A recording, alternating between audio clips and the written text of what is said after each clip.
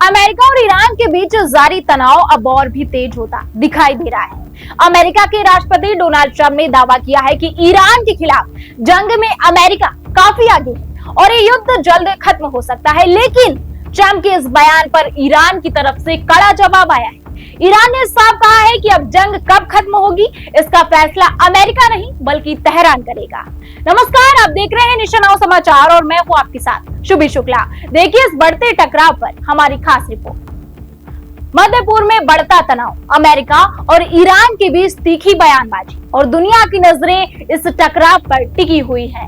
America के राष्ट्रपति Donald Trump ने दावा किया है कि ईरान के खिलाफ चल रही जंग में अमेरिका काफी आगे है और जल्द ही ये युद्ध खत्म हो सकता है। ट्रंप ने कहा कि अमेरिका ने ईरान की सैन्य ताकत को लगभग खत्म कर दिया है और अब ईरान के पास ज्यादा विकल्प नहीं बचे हैं। ट्रंप के मुताबिक अमेरिका इस जंग में बढ़त बनाए हुए है, लेकिन ट्रंप के इस बयान के बाद ईरान की ओर से कड़ी प्रतिक्रिया सामने आई।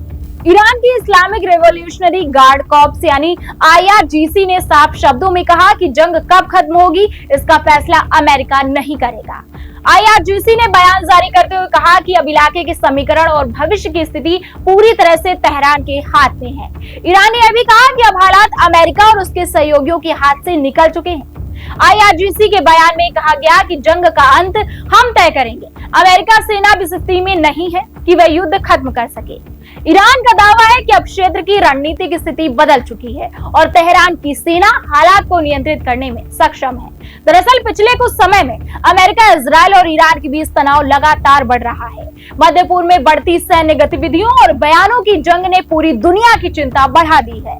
विशेषज्ञों का मानना है कि अगर तनाव और बढ़ता है तो इसका असर सिर्फ मध्य पूर्व तक सीमित नहीं रहेगा बल्कि पूरी दुनिया की राजनीति और अर्थव्यवस्था पर पड़ सकता है, क्योंकि ईरान और अमेरिका के बीच किसी भी बड़े टकराव का असर तेल बाजार, वैश्विक सुरक्षा और अंतर्राष्ट्रीय संबंधों पर भी पड़ता है।